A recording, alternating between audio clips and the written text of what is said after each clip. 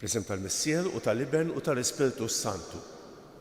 Il-grazzja ta' Sidna Ġesu Kristu l-imħabba tal-Alla u l-għaqda fl-Ispiritu Santu tkun magħkom ilkoll. Ġbarna hawnhekk dalgħodu f'dan is-santwarju għażiż tal-Madonna ta' Pinu biex niċċelebraw flimkien l-Ewkaristija mqassa. Illum diversi pajjiżi qegħdin jiċċelebraw l-Epifanija tal-Mulej fosthom l-Italja. Aħna qegħdin niċċelebraw iż-żmien tal-Miliet. Qabel ma nieħdu sehem fil-quddies ejjew naħalfu ħtijietna u nitolbu maħfra tagħhom.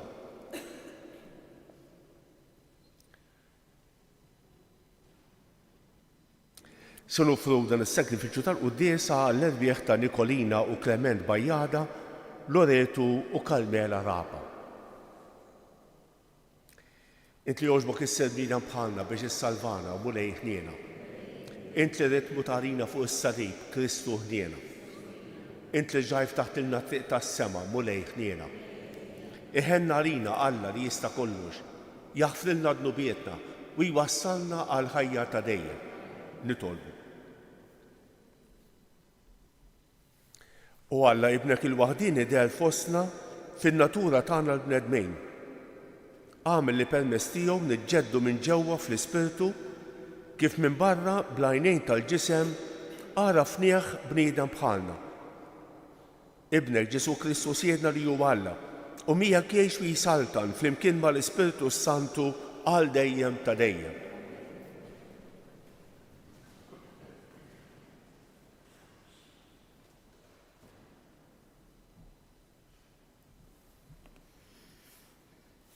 Qari mill-ewwel ittra ta' San Ġwanna Apostlu.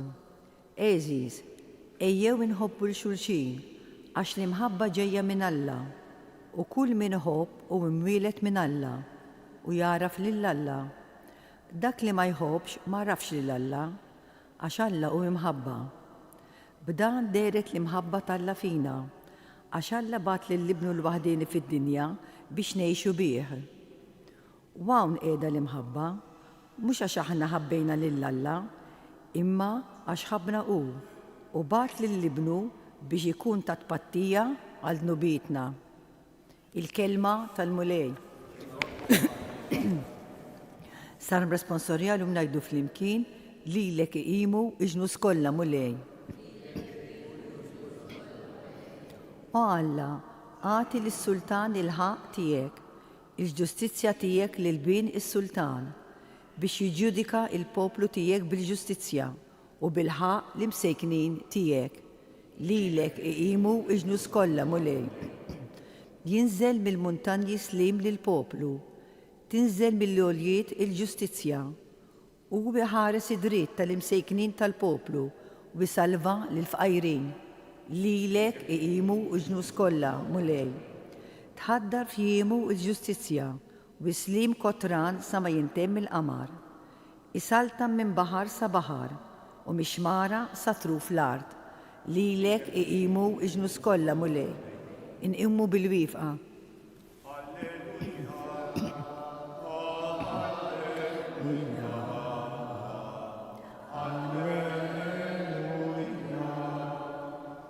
Il-mulej batni inwassal il-bxara tajba l-fqajrin u mir-rot il-ħelsin lil-maħqurin.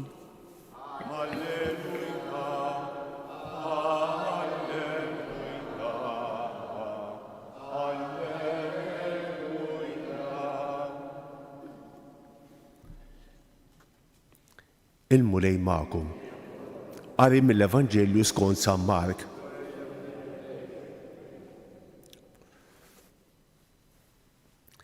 F'dak iż-żmien xi niżellat mid-dgħajsa, Ġesu ra kotra kbira ta' nies u tħassaru għax kienu qishom naġbla m'għandhom raji u qabad jgħallimhom ħafna ħwejjeġ.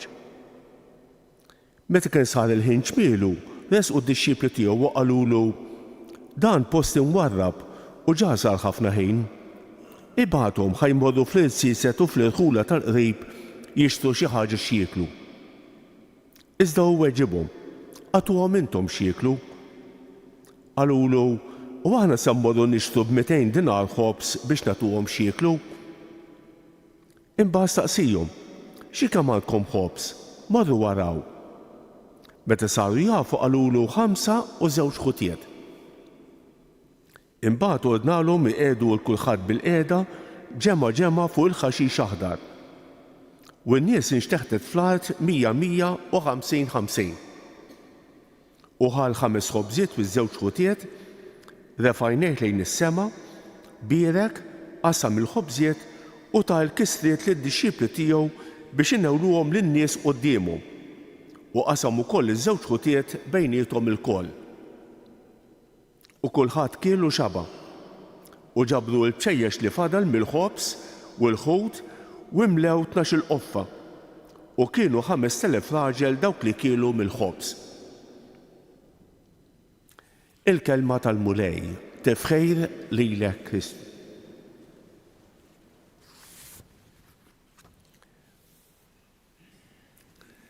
Qegħdin ngħixu dan iż-żmien sabiħ, iż-żmien tal-miliet, qegħdin napprofondixxu it-tema tal-inkarnazzjoni tal-iben tal-Alla. Fl-ewwel lezzjoni li smajna mill-ewwel ittra ta' San Ġwan għandna definizzjoni sabiħa ta' Alla. Alla hu imħabba jgħidilna San Ġwan. Din il-definizzjoni ta' Alla tikkontrasta ħafna ma' dak li insibu fil-ktieb tal-Esodu. Meta Mosè tiftakru staqsel l-Alla jgħidilna x'ismek. U Alla qallu jien dak li jien. Jien dak li jien. Jien għal fuq, jiena trascendenti, jiena ma tifmunix. Jien għal fuq. San Ġwan hawnhekk qed jagħtina definizzjoni kompletament differenti. Definizzjoni qrib tagħna. Alla hu imħabba. Ejjew inħobbu lil xulxejn. Għax l-imħabba ġejja minn Alla u min iħobb u wielet minn Alla u jaraf lil Alla. Fl-Antik Testament insibu xi episodji meta Alla jidher qisu krudejl, Alla jidher vjolenti.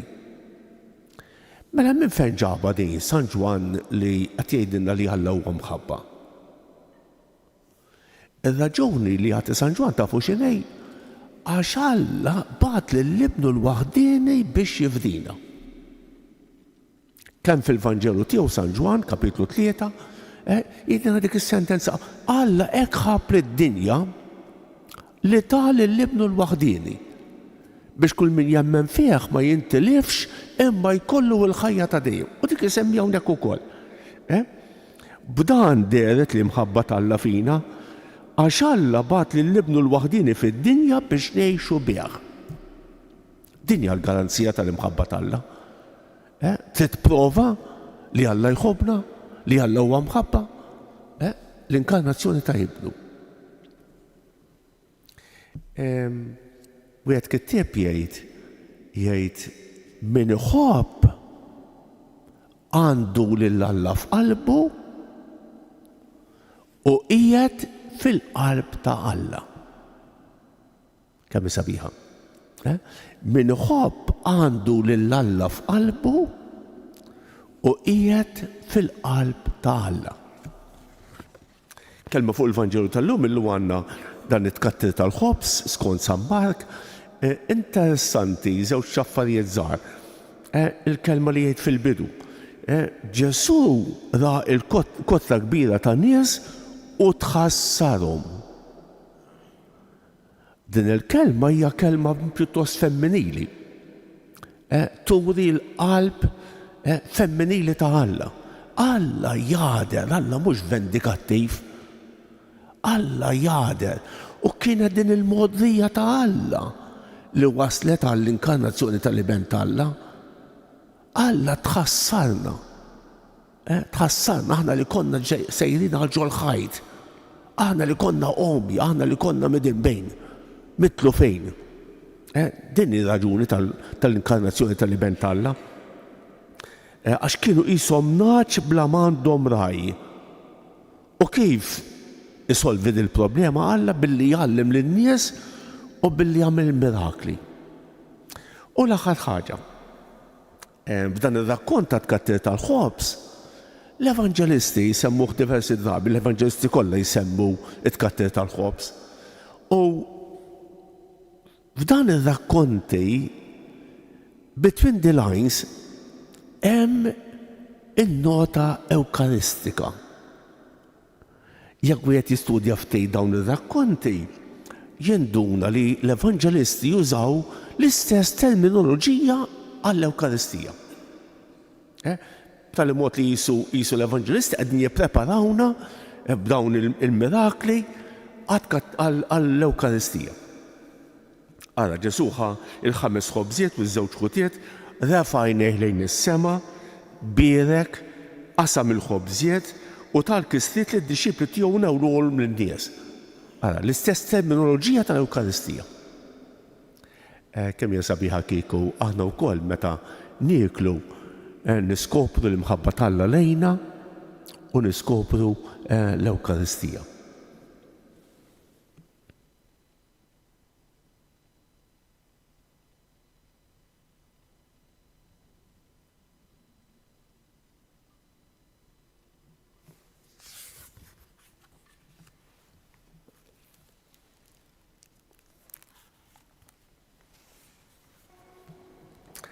Nitolbu lill-Alla l-missier li mħabba li bagħat lill-ibnu l-waħdini fid-dinja biex ngħixu bih, ħalli aħna ngħixu l-impenn nisrani li nħobbu lil xulxejn kif ħabna hu. Ngħidu għalhekk mulej l-imħabba tiegħek issuqna. Mulej l-imħabba tiegħek issuqna. Għall-insara lajċi li jiddedikaw ħajjithom għal qadi mim l-imħabba ddiżinteressata taħudhom il-bnedmejn nitolbu. Mulej l-imħabba tiegħek issuqna. Għall-mexxejja tal-ġnus biex jifhmu li l-paċi u l-ġustizzja huma possibbli jekk ikun hemm imħabba u rispett tad-dinjità ta' kull bniedem nitolbu. Għall-popli li jsofru l-ġuħ u l-mart u għall-organizzazzjonijiet internazzjonali li jikkoordinaw il-ħidma umanitarja ta' għajnuna nitolbu. Għall-komunità nistannija tiltaqa' f'din il-Knisja biex titmadna bil-kelma ta' Kristu u bl-Ewkaristija, ħalli taqdi bil-ħnina u bl-imħabba lil minu bil-ġuħ għall-verità tal-Evanġelju nitolbu. Nitolbu mulej għalina l-koll li ġejna din l-Ewkaristija tina li nożżu f'qalbna din id-definizzjoni ta' San Ġwan li Alla u imħabba li aħna maħbubejn minn Alla. Jista' jobodna kulħadd. Nistgħu ma nkunux maħbuba, ma jimpurtax. Basta niftakru li aħna maħbubejn minn Alla. Nitolbu ismana. Nitolbuk mulej għal dawk kollha li se niltaqgħu magħhom illum, għal dawk li qalulna biex nitolbu għalihom jew wednihom it-talb tagħna, nitolbu b'mod speċjali għal morda kemm dawk li jinsabu fl-isptarijiet, kif ukoll dawk li jinsabu fid-djarhom u għal dawk li jduru bihom nitolbu. Nitolbu tfal u żgħażagħ tagħna biex jiskopru dejjem aktar l-imħabba tal-Alla lejna nitolbu. Nitolbu wkoll paċi fid-dinja mulej dawwa lill-mexxejja tal-pajjiżi biex jarfu t-toroq tal-paċi u mhux tal-gwerra nitolbu.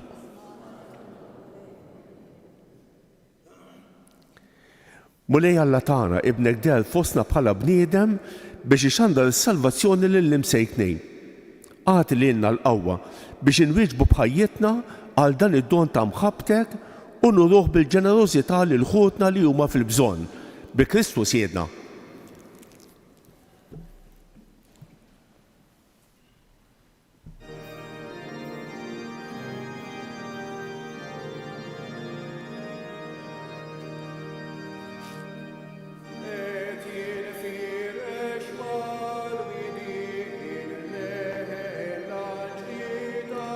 Bjerg mulej alla tal-ħolqien kollu għax fi fluwietek tajt nħobb serdin ħufflulek flotta ħajt u xulek li minnu s-salarina l-ħobs tal-ħajt.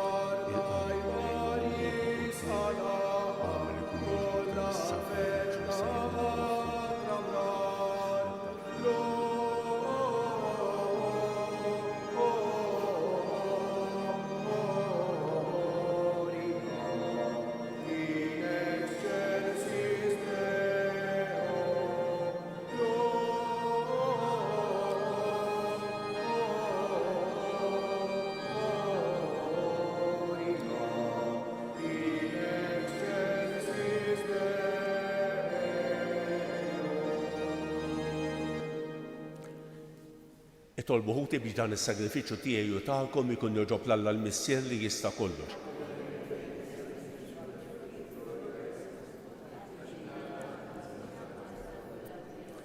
Fil-ħina tiegħek mulej ilqa' l-offerti tal-poplu tiegħek biex bihom niksbu f'dawn il-missieri qaddisa tas-sema dak li nisqadu f'fidi minn qalbna bi Kristu Siedna il-mulej magħkom nerfgħu qlubna l fuq.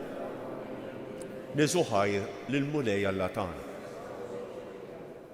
Sewwew xieraq tas-sew mulej Missier Qaddis Alla ta' dejjem li tista' kollox. Tajjeb u taġid tas-salvazzjoni tagħna li dejjem u kull imkien iroddulek ħajr. Għax inti llum dawwalt il-ġnus meta urejthom fi Kristu il-misteru tas-salvazzjoni. U bid-dera ta' ibnek fostna bħala bniedem li jmut, inti fejjaqtna bis-seb ġdejt tal-ħajja tiegħu li qatt ma tintemm. Għalhekk mal-anġli u mal-arkanġli, mat-troni, mad-dominazzjonijiet, mal-qtajja kollha tal-eżerċiti tas-sema, intennu l-innu tal-glorja tiegħek u ngħidu bla qiegħda. Qaddis, qaddis, qaddis, mulej Alla tal-eżerċiti. Ismewwiet u l-ħart mimlija bi glorja tiegħek. Osanna fil-għoli ta' smewwiet.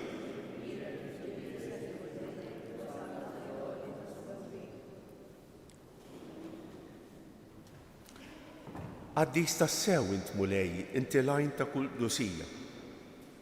Qaddis għalhekk nitolbu dawn l-offerti bil-barka tal-Ispirtu tiegħek biex isiru għalina l-ġisem u d-demm ta' Sidna Ġesu Kristu li meta kien se jingħata biex miraj ħibati ħajr il-ħobs, ratt il-ħajr, qasam, tal id-disċipli tiegħu u qal: ħudu u kulu l-kol minn dan, għax dan huwa ġismi li jingħata għalikom.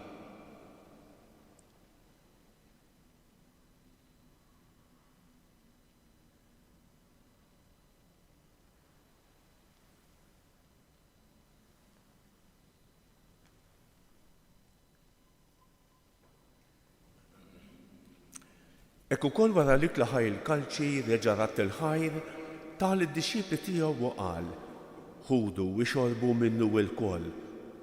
Għax dan huwa l-kalċi ta' demmi tal-patt il-ġdid li jibqa' l dejjem. Id-demm li jixxerret għalikom u għall-bnedmin kollha għal maħfra ta' dnubiet. Għamlu dan b'tifkira tiegħi.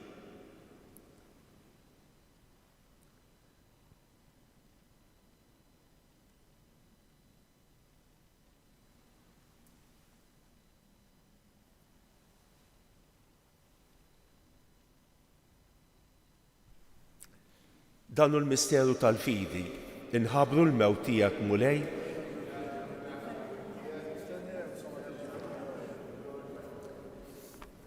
għalhekk aħna nagħmlu dan b'tifkira tal-mewt u l-qawmien ta' Sidna Ġesu Kristu, nofrulek mulej il-ħobs tal-ħajja u l-kalċi tas-salvazzjoni. U nroddulek ħajra xogħġbok tilqana hawn quddiemek biex naqdu. Miċ-ċukun tagħna nitolbu li l-Ispiritu Santu jaqqadna f'ġisem wieħed lilna li nieħdu semm il-ġisem u d-dem ta' Kristu. Ftakar Mulej fil-Knisja tiegħek imxerda mad-dinja kollha.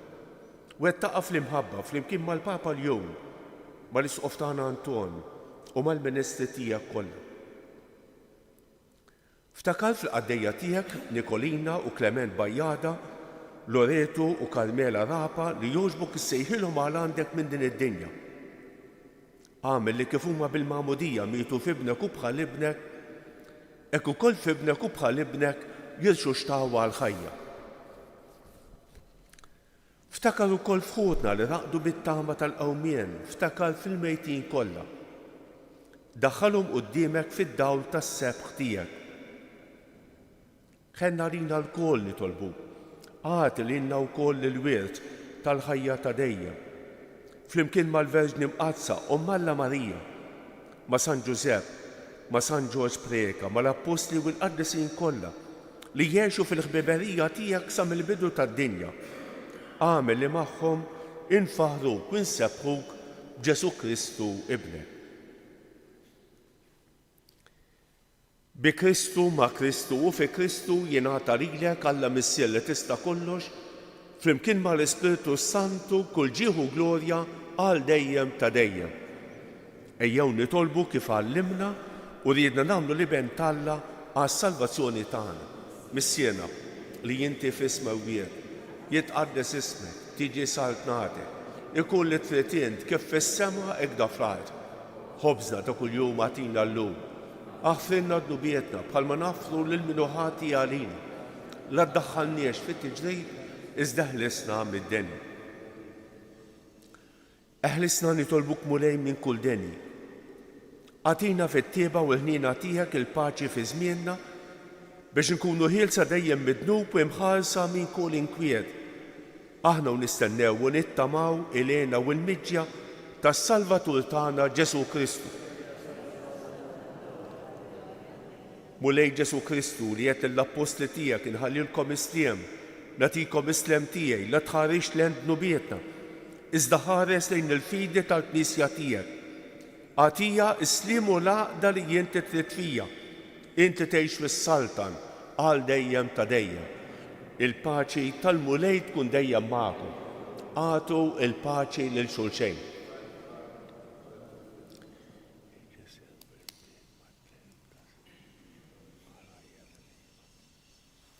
Ħaruf talla li tneħħi id-nubiet tad-dinja ħenna ħarina. Mulej Ġesu Kristu minn Alla l-ħaj bil-mewt tiegħek ifret minnek il-Missier. Ġisem u d-dem għaddis tiegħek. Eħles l-meħdijiet kollha u minn kull ħażin. Żomm lejn il-kwandamenti tiegħek. Tħallina qatt ninferet minnek. Danu l-ħaruf talla, danu li jnaħħi id-nubiet tad-dinja. Ħejjin dawk li huma mistiedna għall-ikla tal-ħaruf.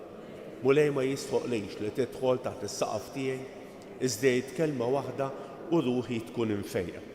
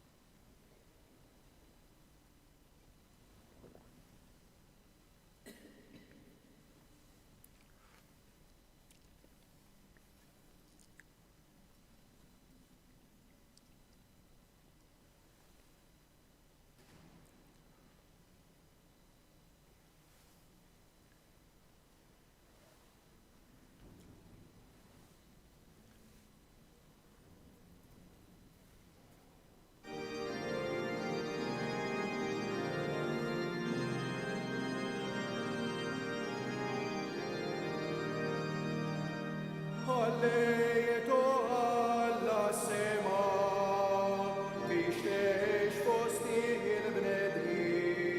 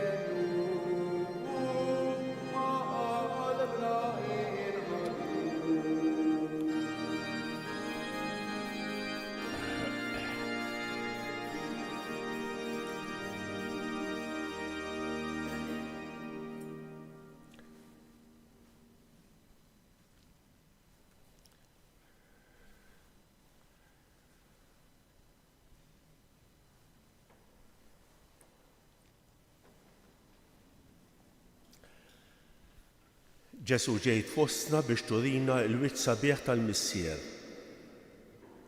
Ġejt fostna biex turina li Alla għadu ma qatax qalbu minna. Ġejt fostna minn Marija Verġni u tridna niġu għandek permezz tagħha.